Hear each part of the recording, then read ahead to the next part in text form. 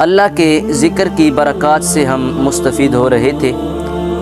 اور اللہ کے ذکر کی کیا برکتیں ہیں، اللہ کے ذکر کے کیا کیا انعامات ہمیں ملتے ہیں وہ ہم پڑھ رہے تھے۔ تو آج کی جو ہماری بات ہے وہ یہ ہے کہ جو ذکر کرنے والا شخص ہو، جو ذکر کر رہا ہو، اس ذاکر کا، ذکر کرنے والے کا منہ اور زبان بالکل پاک اور پاکیزہ ہونی چاہیے، صاف ہونی چاہیے۔ اگر منہ سے کوئی بدبو آ رہی ہے، کوئی برا ذائقہ محسوس ہو رہا ہے، منہ میں کوئی نجاست لگی ہوئی ہے یا منہ کے اوپر سے کوئی بدبو نکل رہی ہے، تو اسے چاہیے کہ وہ مسواک کے ساتھ اس بدبو کو ختم کر لے، مسواک کے ساتھ اپنا منہ صاف کر لے، مسواک کر لے اور منہ کی جو بدبو ہے اس کو ختم کر کے پھر اللہ کے ذکر کے لیے بیٹھے۔ ٹھیک ہو گیا۔ اور دوسری بات یہ ہے کہ جہاں پر وہ بندہ،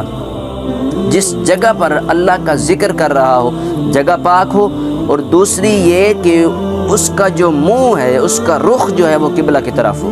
مطلب قبلہ کی طرف منہ کر کے ذکر کرے تو اللہ جل وعلا اس کا ذکر جو ہے اس میں مزید برکتیں ڈالے گا، اس کی فضیلتیں اور بڑھا دے گا۔ تو قبلہ کی طرف منہ کر کے ذکر کرنا یہ ہرگز نہ بھولیے گا۔ اور ہو گیا۔ اور اسی طرح جو بندہ ذکر کر رہا ہے وہ عاجزی کے ساتھ، انکساری کے ساتھ، عاجزی اور انکساری، خود کو کچھ نہ سمجھ کر اللہ کی بارگاہ میں ہاتھوں کو اٹھائے، اللہ کی بارگاہ میں ذکر کرے، اللہ کی صفات بیان کرے، اللہ کی حمد بیان کرے، اللہ کی تعریف و ثنا بیان کرے، عاجز ہو کر، انکساری کے ساتھ کہ اس کے پلے کچھ نہیں ہے، جو بھی ہے اللہ کا ہے، اس انداز سے ذکر کرے کہ وہ ذکر اللہ کو بھی پسند آ جائے۔ اور اس طرح سکون اور اطمینان کے ساتھ، جلد بازی نہ کرے ذکر کے اندر، کیونکہ عموماً ہم دیکھتے ہیں کہ ایک ذکر ہے بالفرض الحمدللہ، تو ہم یہ پڑھتے ہیں کہ الحمدللہ الحمدللہ الحمدللہ، نہیں، الحمدللہ جو لفظ اللہ ہے کم از کم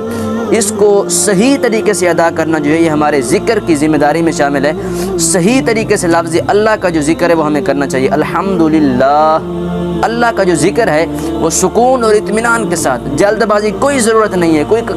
اللہ کے ذکر کے لیے ٹائم نکالیں جتنا ہو سکے، کم ہو سکے لیکن اللہ کا ذکر کریں اطمینان اور سکون کے ساتھ۔ اور اس طرح وقار اور اہتمام کے ساتھ، یعنی کہ اللہ کا جو ذکر ہے، کیونکہ ذکر خود بڑی تعظیم و تکریم اور عزت والا ہے، تو اس کے لیے عزت